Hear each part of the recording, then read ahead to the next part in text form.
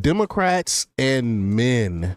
We're gonna cover this incredible article by Stephen Shukup from American Greatness by way of Zero Hedge. Wonderful article about Democrats and why men are turned off from them. I mean, it's pretty obvious. Democrats have been attacking men over the past few years, calling men toxic and the reason why the world is terrible the way it is and all these other things, and I don't understand how any heterosexual male can be a Democrat. I really, because they totally are against you. You see it everywhere in the Democratic Party, and we're gonna talk a little bit about it. But before we get started, go ahead and hit that like button. Share this out so we can get this information out there. Subscribe if you're not already a subscriber, and hit that alarm bell so you know when I'm putting out new stuff. Also, check out my link tree in the description. It has a link to my Patreon. That's where I talk about things that I can't talk about here. There's also a link to my Instagram and my X account, so follow me there as well. All right, so let's get into this news. Again, now this comes from Zero Hedge, but by way of American Greatness. And they report that since last November, Democrats and their friends in the media have spent a great deal of time wondering what they can do to win back male voters.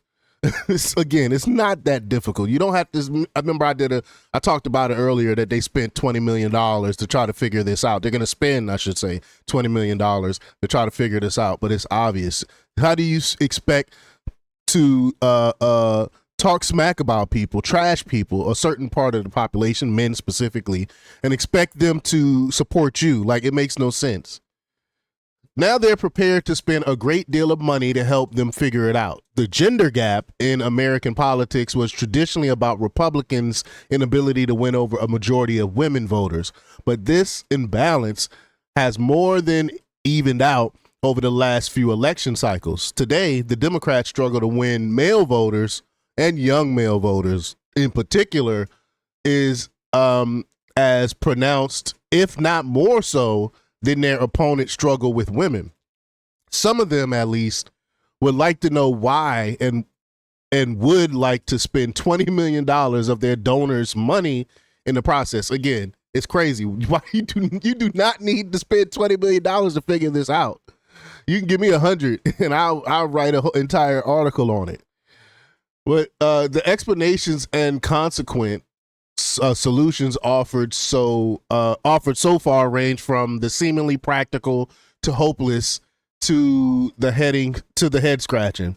One might think that $20 million would buy something more insightful than this, but then this is the same party that triumphantly chose Tim Walz as his vice presidential nominee, fully expected him to be the answer to the gender gap problem, which is ridiculous. He's the most effeminate man I've seen.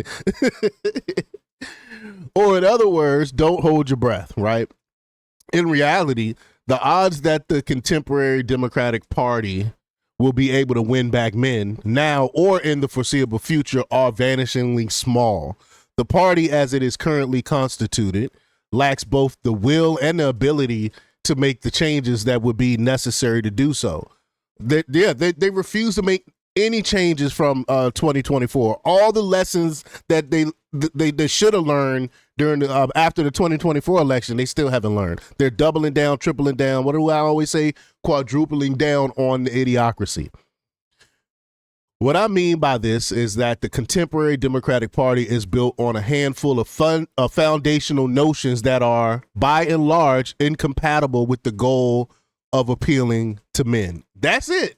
That's it right there. That's the problem right there. It's antithetical to men. Their whole platform is antithetical to an average heterosexual man. That's why they will never, ever win any of them that have common sense and use rationality and reasonability when they make their decisions. You're not going to win those men over.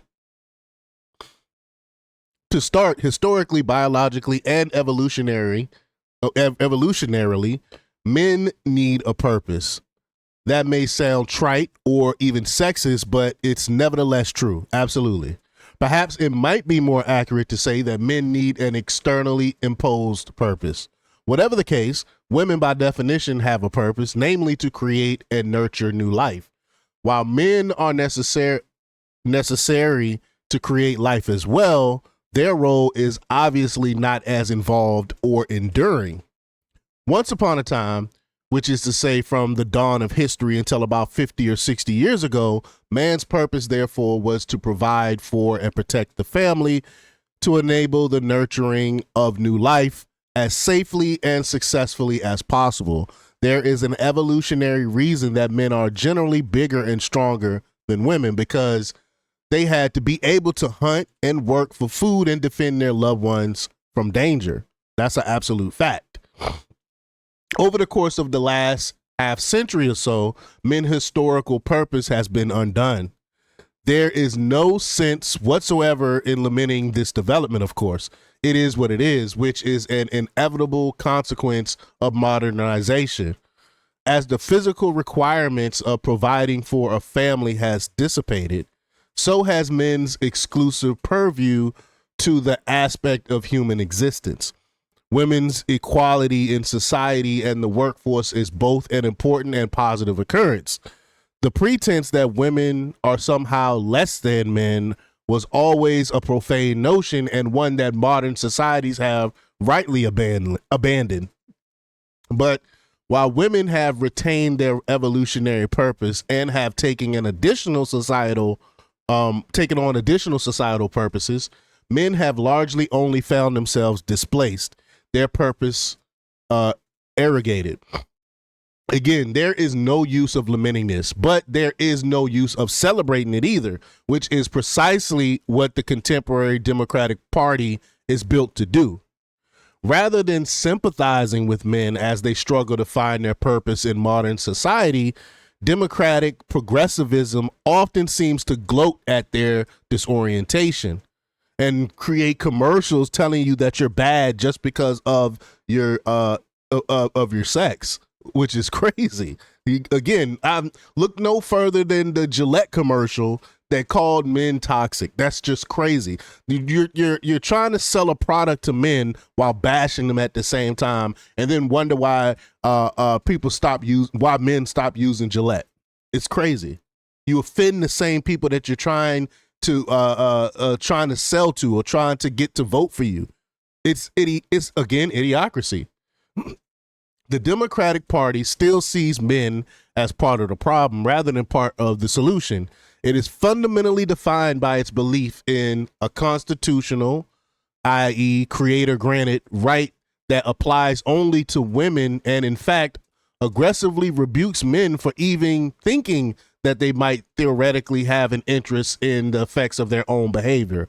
Although it may not state its animating spirit quite as brashly, the Democratic Party essentially functions according to the Steinem principle, popularized by its namesake, the feminist icon Gloria Steinem, that, quote, a woman needs a man like a fish needs a bicycle. Democrats lament the fact that men are attracted to Joe Rogan and other manly man, new media stars, and as noted in the link above, they desperately wanted their own Joe Rogan, a liberal who appeals to young and restless men.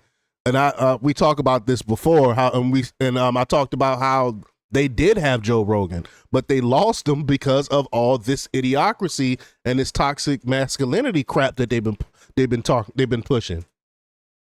But what they don't understand is that men don't listen to Joe Rogan for his deep political insight. I mean, that the liberal Joe Rogan would be Joe Rogan, who up until 15 minutes ago was a Bernie Sanders guy. That's what I was just alluding to. Rather, men listen to Rogan because he is interested in the things that used to comprise men's purpose. He is a practitioner and a professional observer of martial arts, combat sports. He likes to fight in a controlled environment, and he celebrates men who share that interest and those abilities. Rogan also likes to hunt.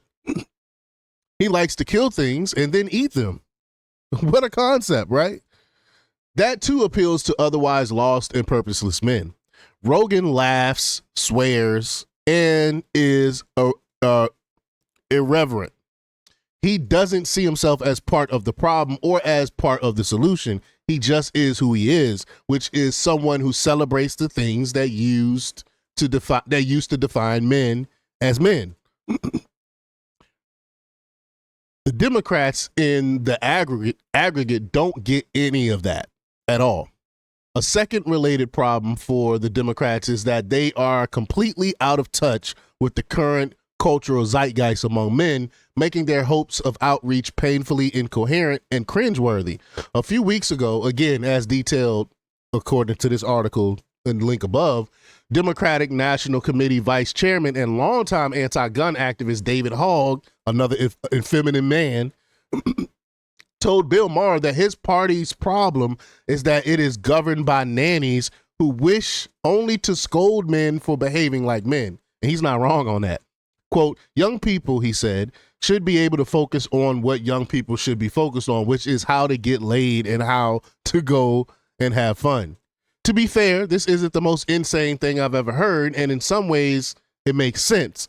But what neither Hogg nor his Democratic compatriots realize is that it's no longer 1965 when the inimitable P.J. O'Rourke admittedly headed off to college and decided immediately to become a hippie liberal because, of course, the hippie liberals got all the girls.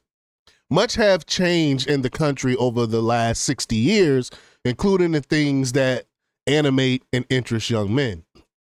It is inarguably true that young men are today and will always be concerned with how to attract and impress the fairer sex. But that's not all there is to it.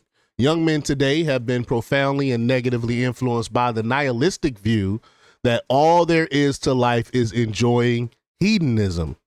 Whether they recognize it cognitively or not, many have rejected that stunted and ultimately dispiriting view and desire something more substantive in their lives.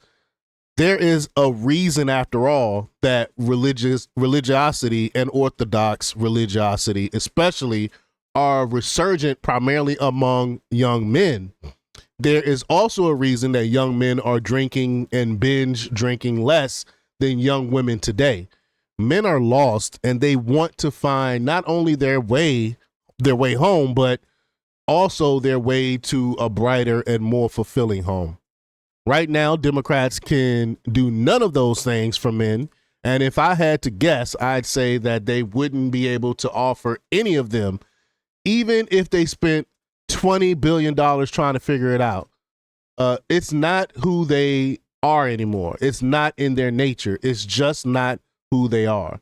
That's facts. The Democrat Party has become antithetical. Like I said earlier, the Democrat Party has become antithetical to the average heterosexual man, which is why they no longer support the Democrat Party, plain and simple. But y'all let me know what y'all think about this. Leave y'all comments down below. Like, share, and subscribe, and check out jjthepsychotherapist.com for the latest in news. Until next time, peace.